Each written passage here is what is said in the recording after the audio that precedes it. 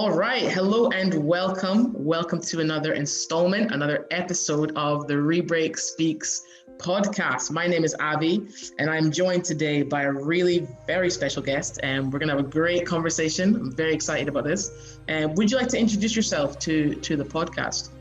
Yeah, sure. So my name's Anish. I've just set up a anti-racism stream called UNIFY. So basically just set it up since obviously the George Floyd attacks last year. That's kind of what stemmed it from happening. Since then you've had quite a few attacks, well not attacks, but obviously racist abuse to obviously players like Marcus Rashford and so on since then, and quite a lot throughout football. So football is obviously a big part of my life because also I'm a Dundee United fan if you don't kind of know. So it's kind of something I'm trying to do. So yeah. Yeah, that's amazing. I'm just going to put a disclaimer out there. I don't have any affiliation with any of the Dundee teams. I'm not biased in any way. So that's really interesting that you've been able to do that, to set up an anti-racism scheme, especially surrounding sports. Can I just ask, what was it that spurred you to do that? What was it that encouraged you to do that in the first place? Yeah, so I mean, I think it's just like my self-motive, to be honest, because obviously I think past year or so have been quite rife. So obviously football is a big part of my life as well. So I kind of think, I mean, my personal experience as well, I can maybe teach people through my side, try and just try and make a change, because obviously you've got schemes like stories and red card and stuff like that. I've taken a bit of obviously encouragement from them to kind of do what I want to do, to try something different, and yeah, hopefully just take on my side and do what I can, do. Yeah, you mentioned there about kind of basing it off of almost like your own experience. Could you tell us a bit more about that, about your personal experience with sport and racism in sport, perhaps viewed or experienced, and what was that like for you?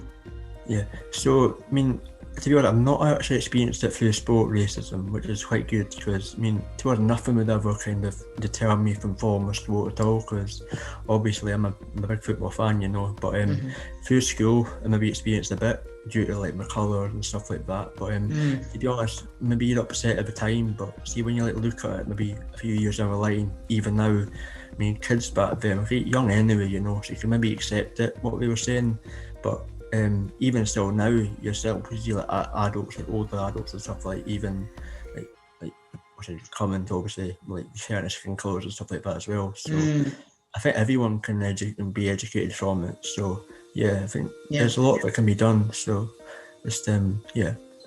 And you say, I agree with you. I think sometimes there can be, there's an age where there's an immaturity, and you can call it an immaturity, but then you were talking there about older people, and grown-ups, people who should know better.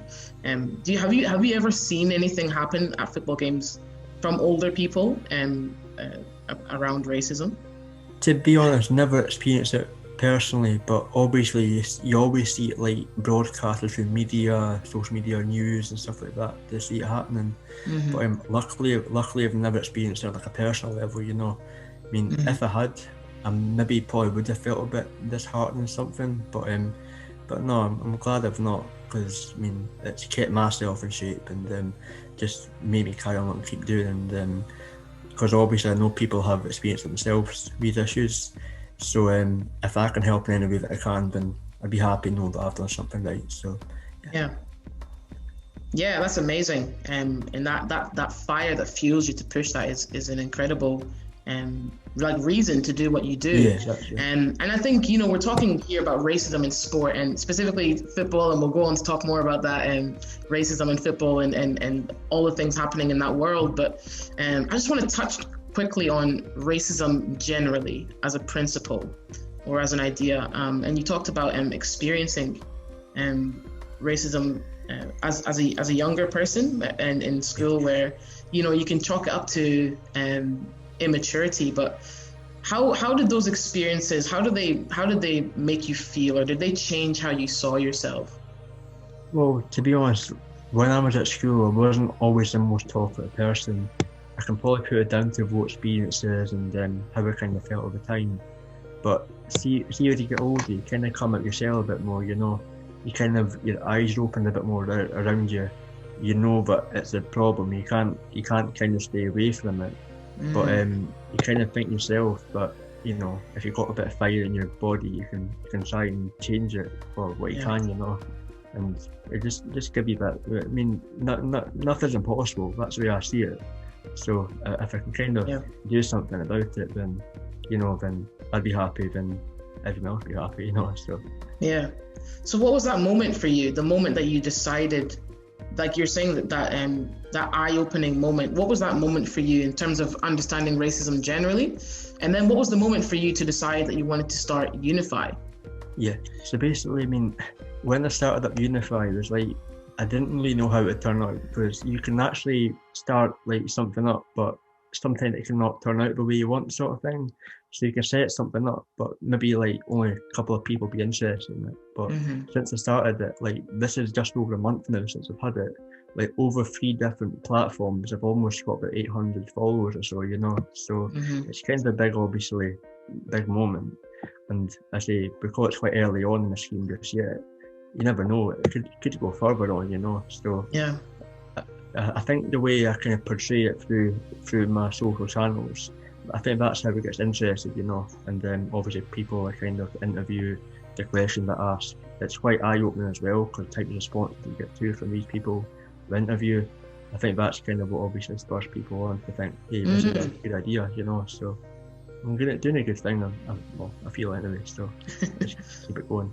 That's amazing. And you talked about interviewing people and talking to people about their experiences, and I've seen on your social media you've been doing that with different players and people in the football world about their experiences.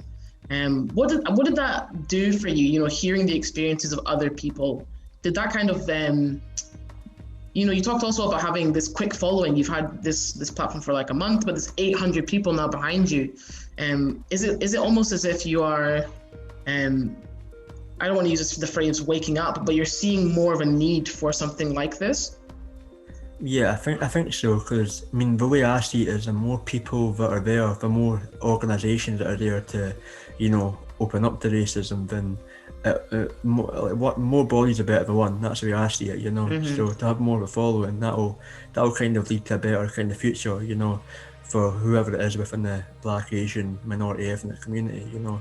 It will kind of obviously be a better hand for them, and that's kind of the way I see it, you know, just to help as best you can, and hopefully that kind of spur on to make it a better society for everybody, you know. Yeah, I think it's so important as well to pull on people's experiences to better know where it is that we have the need. And so in talking to these players that you, or these people in the football world or the sport world that you've spoken to, has that almost shown you, or do you see where there are barriers for certain people in their career progression because of racism? I think so. I mean, I think the good thing about interviewing players is they're quite strong-headed anyway, you know, so they don't let anything faze them. But see, when you've got like other people like maybe looking up to them, they won't have that same perspective, you know. But when it's like a more of a professional person who's like leading up to it, that can kind of maybe encourage others to speak out about it, you know, and stand up. So that's kind of the way I see it, and what I've had from discussion with people. And I think that's what kind of will happen, because you kind of get younger people who look up to these players, like obviously your maybe Marcus Rashford and maybe other players I've interviewed too.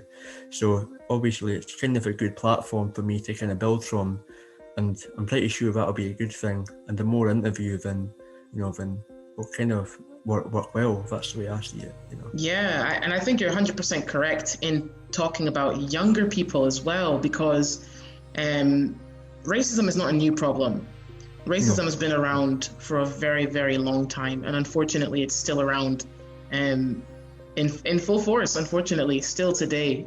And so when you're talking about young people looking up to these players, and when you think about, it's undeniable the amount of racism in the game of football. You're talking about Marcus Rashford. There have been players who have had pieces of fruit thrown at them with derogatory connotations. How do you think that affects young people trying to come up into the world of football who are, like you're saying, Black or Asian or minority ethnic? How do you think the younger generation will feel looking at this picture? Well, always ugly scenes, isn't it, what you're seeing? So it doesn't kind of, I say, bode well for them, because like you say, younger people who want to kind of move up to maybe the bigger stages of football, I say, you know, it won't kind of shape well for them, you know, and it kind of might just deter them from going through it. So I think more needs to be done, because organisation stuff, it can maybe promote anti-racism better within, you know, football grounds. Maybe not now, because obviously the COVID situation and so on, but when fans are allowed back maybe next season, then it is possible that we can maybe do more to promote it, whether it be within England or Scotland. I think anyone can maybe, you know, learn from it. So that's kind of where we need to go, and hopefully organisations can do that, because it has been a massive problem, not just since the last year, but for some time, you know. That's the way I see it. Yeah, and this also sparks the question: is it just the fans? You know, because, you know, the general public can say, you know, whatever they say about players publicly, but do you think the organizations are doing enough to stamp out racism? I think we can all do more, you know, whether it be organisations, players themselves. I think what we need to do though is we need to kind of like represent obviously ethnic minorities more within these organisations too, because the way I see it is the only people who know about it is ourselves, you know, the Black, Asian, minority ethnic community. We're the most affected by it. So having those type of people within those roles, it will kind of make it better, because having that kind of person, that background, they know what happens on a daily basis, and we can kind of maybe tell them, look, this needs to be done, and not just that, people learn from each other, you know, and that's kind of the way I see it. So having that kind of mould in that kind of area, it will help a lot, and I'm pretty certain it will. So with that, I kind of want to ask a bit of a deeper question. You know, just off the back of what you were saying about the fact that racism affects, you're right, it affects people like us and people who are of ethnic minorities. But with that, do you, this is a bit of a heavy question, but should it take, in today's society, should it take someone of an ethnic minority to be like the representation of racial diversity? And I say this to say that there seems to be a lot of, there's a blindness to the extent of racism, to the point that sometimes it's people like yourself, people who come from minority ethnic backgrounds, who have to stand up and do something. And so if you weren't there, or if there was nobody who was aware of the racism in the same way that we are, and being ethnic minorities, do you think that there needs to be more done in terms of opening people's eyes to the fact that this is still a big problem? Well, I don't think it matters who's kind of having that role, as long as there's someone there that knows what needs to be done to tackle it, and that's the main thing. It doesn't have to be someone that's minority ethnic in that role, as long as there's someone there that knows the struggles that we go through on a daily basis, and on like a quite a lengthy basis, should we say. And that's the main thing, you know. Anything that can kind of drive racism out, that's kind of what we're all wanting, you know. I mean, we don't know if it's going to ever kind of come out of society, but, you know, whatever it takes to kind of just take it away as much as we can, that's all we're asking for. Anything that can be done, no matter who's in the role, then as long as someone's there to try and help it, that's all we can ask for. And I love that. It's that corporate effect. We all need to come together to stamp out the problem. I really like that. And is there a lot of other organizations like UNIFY and Dundee doing what you're doing in terms of trying to deal with racism in sport? Yeah, so I've not actually seen any other organisations within Dundee. Obviously, I know within Scotland they've got the show racism, the red card, and so on. I mean, apart from that, I've always spoken to other maybe sort of counsellor with Dundee, I say Lynn Short, she said for me to speak to you, so that's kind of what led me to speak to you guys. Obviously, I think it was Gene Master, I've spoken to him as well, also within Rebreak, and a few other counsellors and stuff within, I think John Alexander, the boy from Dundee as well, spoke to him a couple of times too, and other MP as well, Joe Fitzpatrick as well, I believe, so I spoke to him as well. So yeah, I think the more kind of contacts I build up, you never know, the more work I can kind of get about the scheme, and it can get bigger, you know. That's kind of the way I see it. It doesn't matter which organisation it is, as long as there's kind of representatives within, obviously, areas that can help with it and represent it. That's the main thing, you know, just trying to drive in as much as possible. Yeah. And also diversity in that as well, like you're saying, it shouldn't be only one ethnic group pushing the anti-racism agenda, if you want to call it that. It's a united front thing where we all come together, like the name suggests, unify. You know, we're all trying to come together to stamp out a really major problem in society. That's it. Yeah, I think that's really interesting. I want to switch gears a little bit and ask you something personal that I saw on that's been circulating, and I just wanted to get your take on it. There's a video of a man called David Lammy receiving a phone call from a woman who says that he cannot identify himself as English because he's of Afro-Caribbean descent.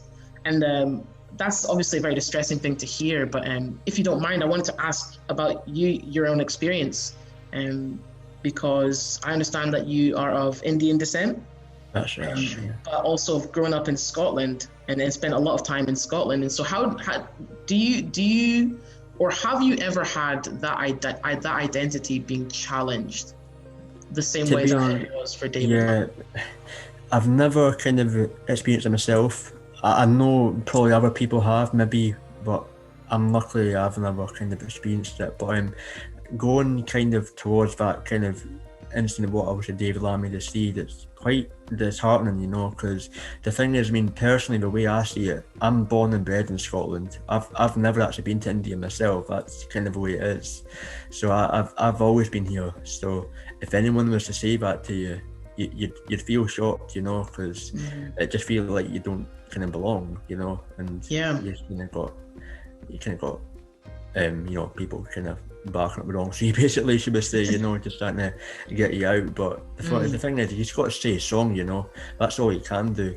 You're going to get these like racists out and about anyway. It's just kind of part and parcel of what it is. But it's something I kind of want to take away, you know. But I mean, it's just what we're kind of born with, you know, obviously within families and stuff like that. So you just kind of, you don't even know what to say to it. I shot myself. I didn't really know how to respond. Yeah, it's so bad, honestly.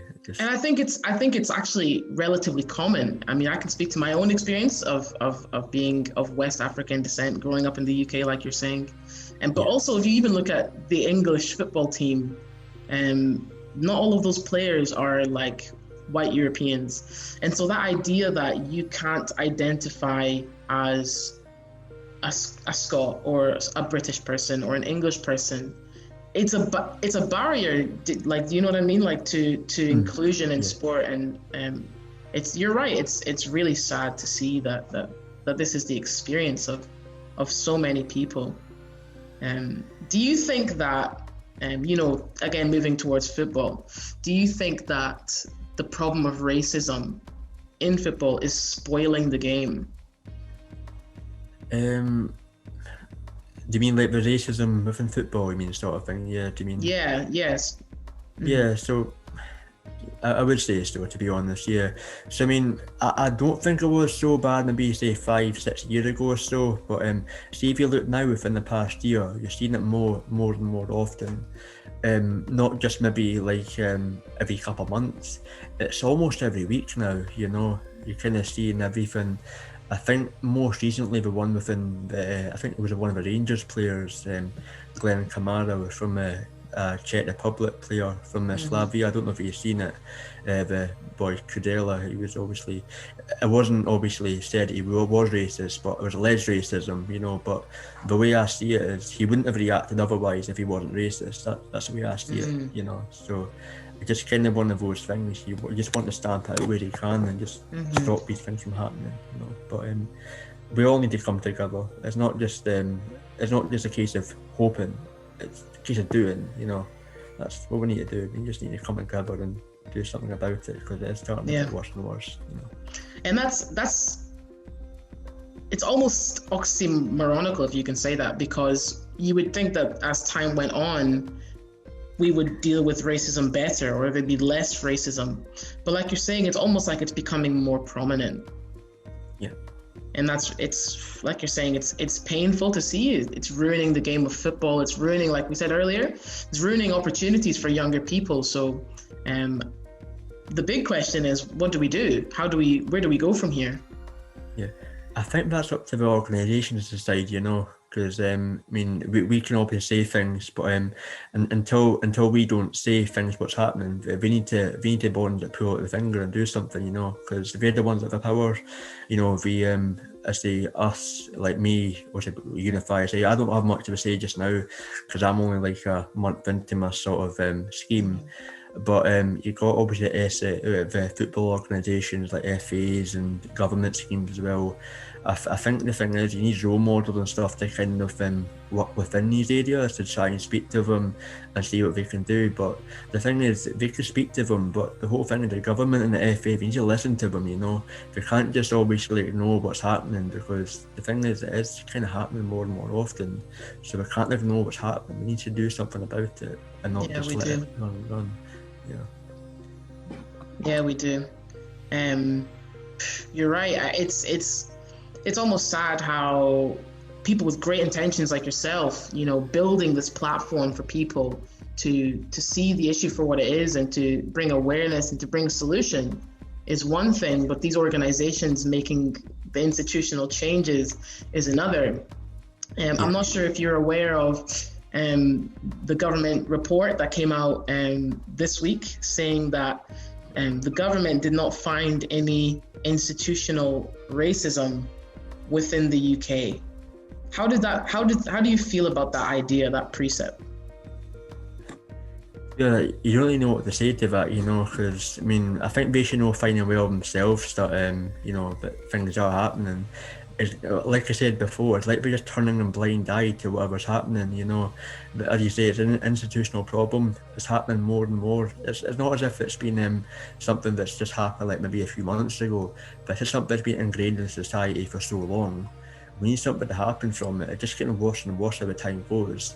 I don't know what they're seeing, but they can't see that it's not obviously that makes it seem as it's okay, you know.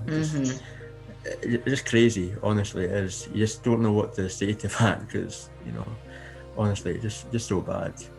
That's all I can really say about that, you know. Yeah, you're right, and I think the last sort of year has really shown us that with, as you're saying, stuff happening within football, but then also stuff happening within the country generally, with this race report, with all the stuff happening with the royals and Meghan Markle and the response from the public surrounding that. It seems like it's going to be an uphill fight. I think it will be, because I think that Meghan Markle one, that's obviously something that has taken the news a bit within the past sort of few weeks. Maybe now it's stemmed down a bit, but even still, it just kind of shows how it kind of is, you know, within this sort of society. Because I mean, the way I see it, obviously the royal family is mainly built on British values, you know, but it just kind of the way it is, because people kind of see British people as kind of the ruling ones. I mean, I'm not saying that for all, because I think quite a lot of people within the UK are alright, but obviously you do get the ones that kind of more or less British orientated, and they just don't kind of see a place for like us, you know, within society. but it just kind of stumped for me to science because I just want the UK to be more kind of inclusive for all, not just the whites. It's got to be everyone, because we all deserve kind of a fair share of what society has to offer, and that's what it should be. Yeah, and that's essentially what your mission is. You tackling that, your specific area of society, looking at sport, and trying to do what you need to do to bring that inclusivity. And again, it's not just for us in today, here and now. There are young people, young kids who love playing football, young kids who dream of being football stars, and to think that dream could be torn apart because of racism is heartbreaking. No, it is, of course. Because the thing is, the way I see it, you want kids to follow their dreams and grow up to be as big as they want. But see, when you have things like this happen, no matter what, it is going to have an impact on them, And the only way we're going to kind of go to fight against it is if we come together. That's the way it should be. And if we don't do anything about it, then unfortunately it's not going to change anything at all. It's just going to make it worse. And I say that's what we need to try and stamp out as best we can, Yeah, all stand together to come to and unify to come to a solution. Unify, and this has been a really, really amazing conversation, and thank you for your insight. And we're coming up to the end of our time. Do you have any final thoughts or something, like a final message that you want to give out to listeners? Anything about what it is that you do, or about the issue of racism in general? No, of course. I mean, what I'm hoping to do is just kind of do what I'm doing just now. I'm just trying to build as many followers as I can. So obviously, if you're listening and you've kind of enjoyed obviously what you've had to hear and stuff like that, I'm hoping that you are going to follow, whether it be in my Facebook channel, Instagram, or kind of Twitter. Just give us a wee follow, and if you got any kind of messages you want to pass on, so feel free to do it, because I am wanting to kind of improve on any aspects of where I can within my kind of scheme to try and improve. So anything, just to pop a wee message through, and they'll do as best I can, and hopefully spread the best or even more about racism and trying to take it to society. It's amazing. Thank you so much, Anish, for coming on to the show. Thank you for coming on to the podcast.